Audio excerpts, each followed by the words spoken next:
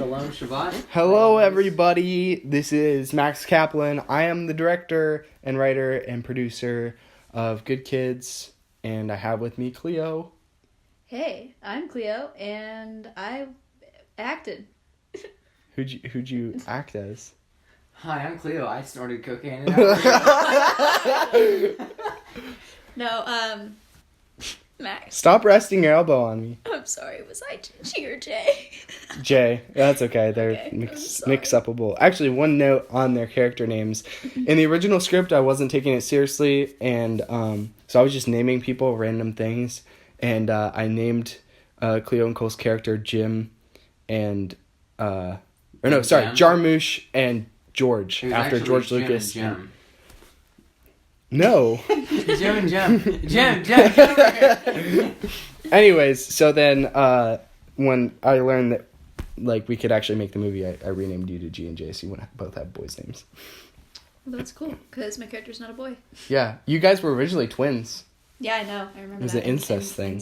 Like twins. Chinatown, because it's a noir movie. I was Get kind it? of upset that didn't make it in there. I think. It was a little too much. We also had you doing literally every imaginable drug when Barney first walks in. Right. So, anyways, I also have with me my co-writer and sound guy and co-editor Christian. Hello.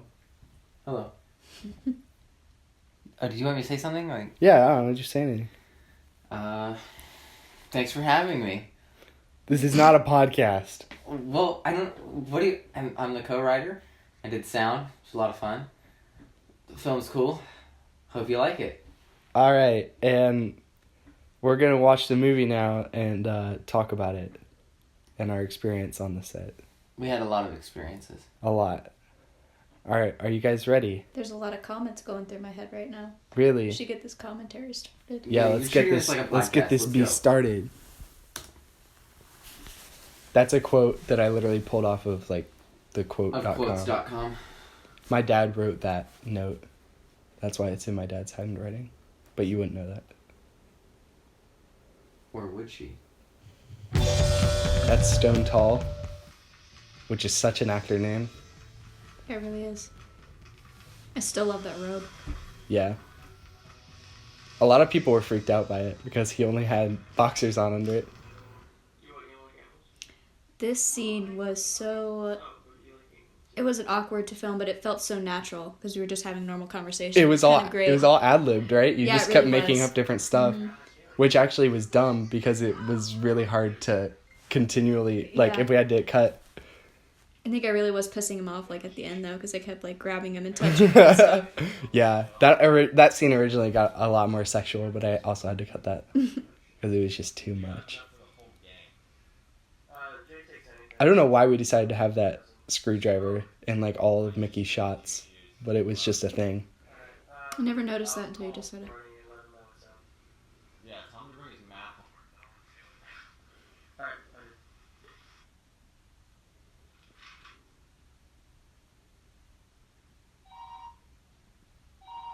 He actually presses the find phone button.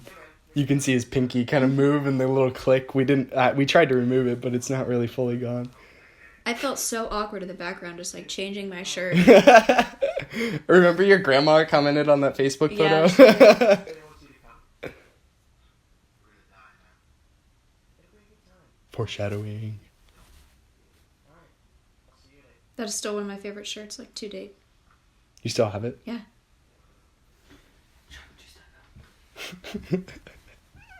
Christian started that, and it's our own slusha thing. It's in all of our movies.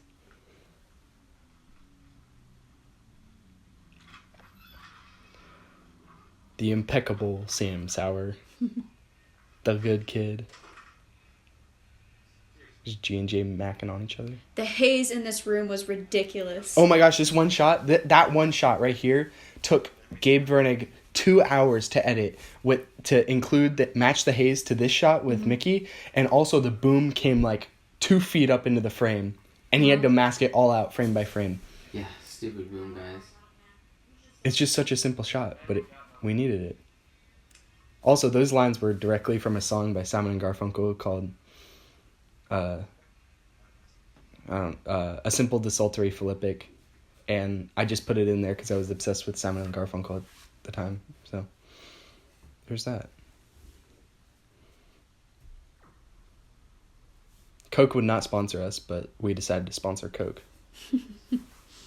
The NRA did not sponsor us. We decided to sponsor the NRA with this gun.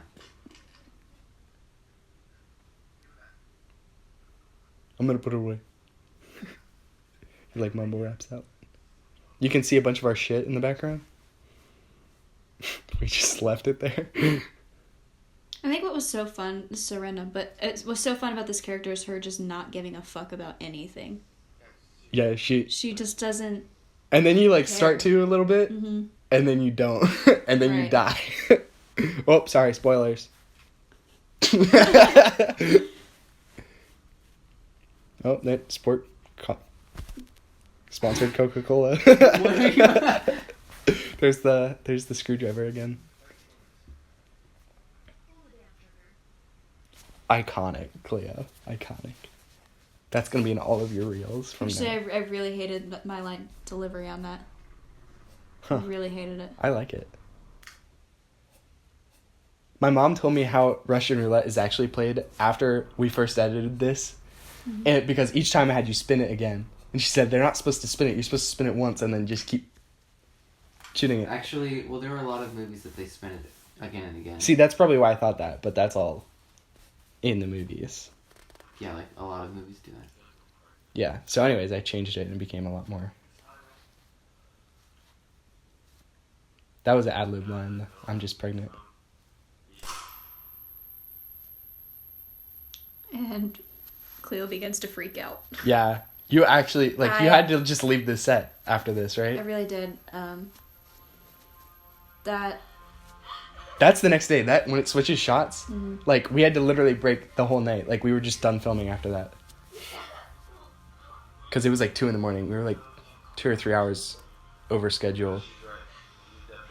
And so I was like, I'm not going to put you through any more of that. And so we picked up the next day or the next week, whenever this was shot.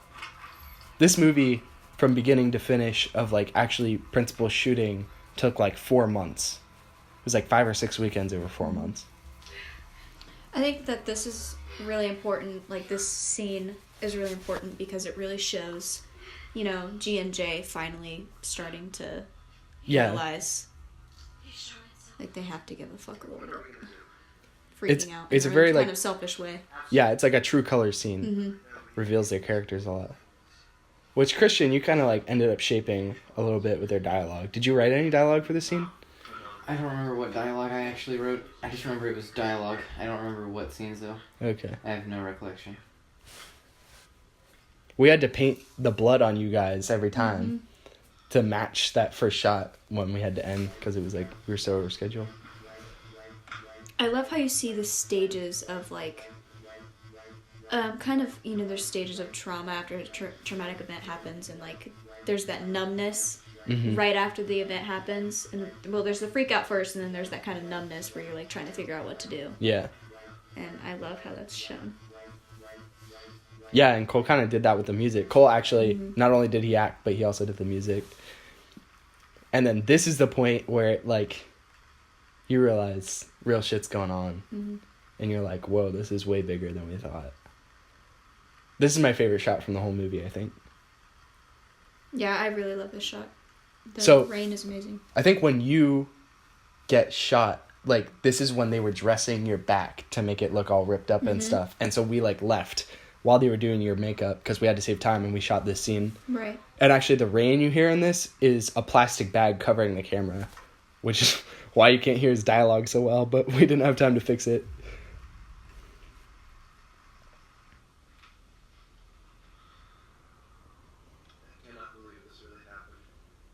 My dad bought me that bong specifically for this project. And that's my favorite story to tell at parties. It's my dad bought me a bong. You still have it? Yeah.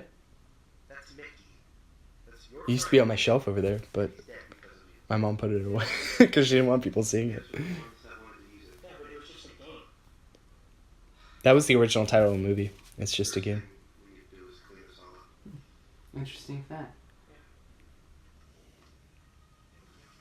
This is in my basement. And my dad's an artist who specializes in World War II period art, and so that in the background you can see a swastika because it's supposed to look like a piece of metal from a airplane. And also this particular scene, we actually don't see Stone's body, his dead body, because he was supposed to be in that, and we had these prosthetics for his head to be like all mashed up, but he got cast in a what was that actor? It was like some big actor who was here. High School Musical. Yeah, the High School Musical guy, and he got cast in a movie. Zac Efron. He got cast in a Zac Efron movie that was coming to Ohio. And Who did Sam? No, Stone. Oh. And that's why we just pretended like he was out of frame when they were putting him in the freezer. What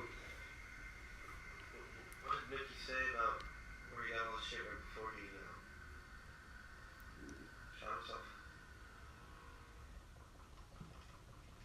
Oh, snap.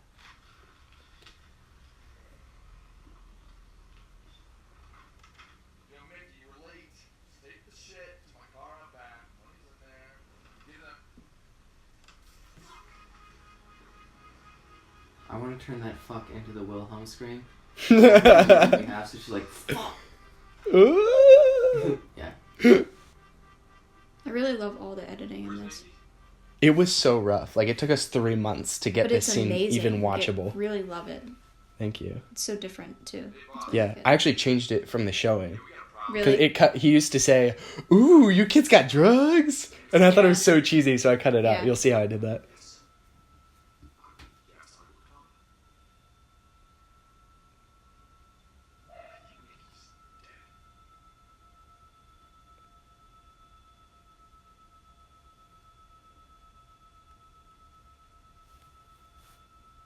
Ta-da!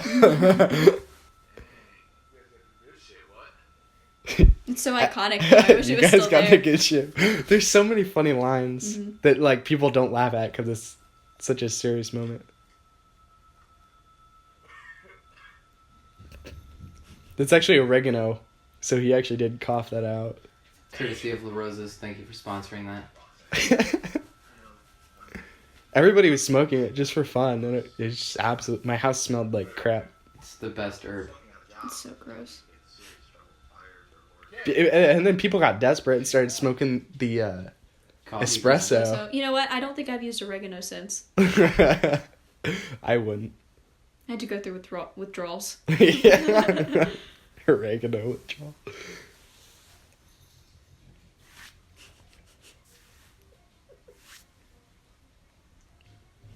In case you can't read his lips, he's saying "kiss me."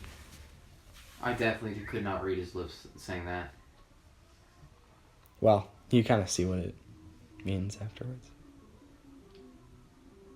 His face. I was Has so anyone made nervous that for a this GIF part. yet?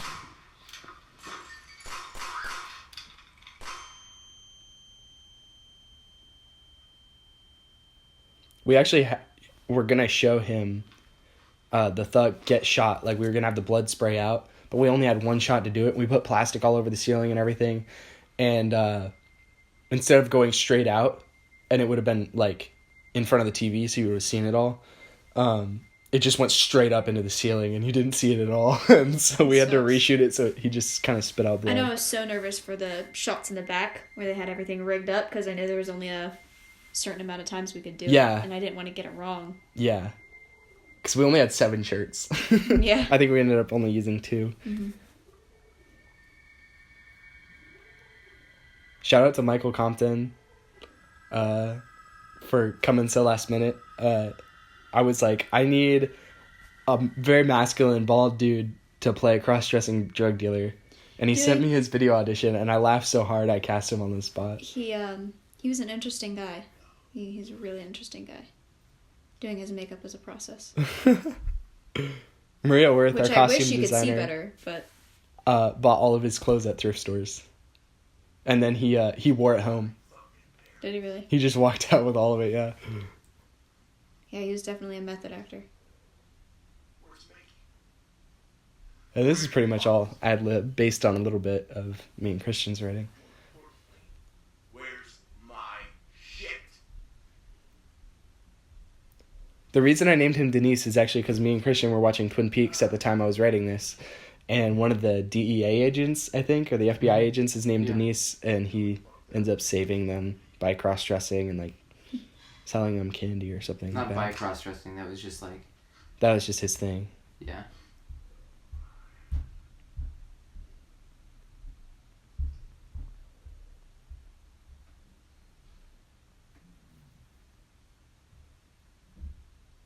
That shot you see there is what we filmed right after we filmed that parking lot scene. Not moving the whole time was so hard. I'll bet. Not blinking.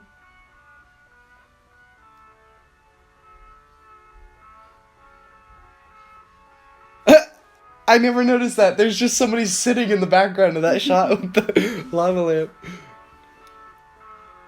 This shot is like everybody's favorite. Everybody says they love that. Good kids. Shout out to Gabe Vernig for making like 50 versions of these credits for me. So we had to get it just right. And then Maggie for doing this awesome song. She's so talented. She came up all the way from Austin for the premiere in Columbus, which is sweet. You saw the name Alan Mostrom in the writing credits. He was actually my philosophy professor in high school, and we were studying noir and the philosophy of noir, which is what actually inspired this movie. It's the philosophy of evil and background in noir.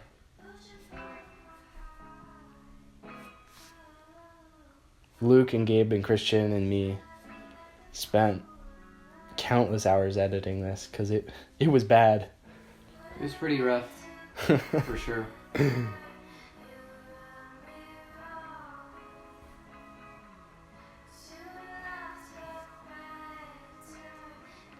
All the production assistants. It's just mainly people who said, hey, I want to help on the film, and we give them a job. We paid them in pizza. Yep. My older brother, Zach, provided all of the clothes and stuff, and he actually bought out the theater when we premiered it, which was awesome. Amazing.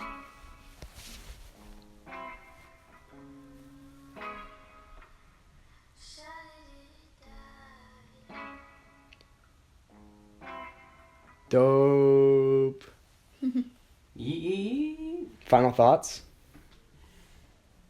It was a shit show, kids. Yeah, that was crazy. That was probably one of the most painful things we've ever been through. We've done some painful things. Yeah. Yeah, for sure. Yeah, a lot of stuff. We've been working together. Every time I think about how long like we've been kind of working together is kind of cool. Yeah. We, Christian, how did we find Cleo? I think through... Reality. You just came, like, we didn't even... It was a Facebook post, I think. Yeah. Yeah, she came. You to just ours. showed up. Like, we didn't even see you on, like, any Yeah. casting site. And then... Yeah, she walked into Nucleus, gave us her resume headshots, and then auditioned, and she got the part. Yeah, that was in 2015? Late 2016. 2016. It was April of 2016. Yeah. First time in front of camera ever. And I fell in love. Yeah. And you're doing big things now. Well, trying to. Going places.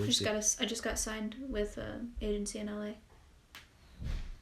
You're going to date yourself because pretty soon you're going to be in, like, unionized and stuff and in big stuff. You're like, yeah, I just got in this. She's doing what? Tell them about that new big superhero thing you got. I'm not gonna do Oh. Well, anyway. Well, I hope you guys enjoyed these kind of like little bit of comments about the making of Good Kids. It was certainly a big effort on all of our parts. I really want to say thank you to both of you because you helped immensely, and like this film would not have happened without you. Well, I wouldn't be doing film and what I love without you guys. So, thank you. What do they call it? It was a good bit. Is that what they call it? I think somewhere else, like not in America. Well, We had a good run. yeah, The run's not so over. thank you for buying the Blu-ray of Good Kids, and we hope you enjoy the rest of the special features. Thanks. See ya. Deuces.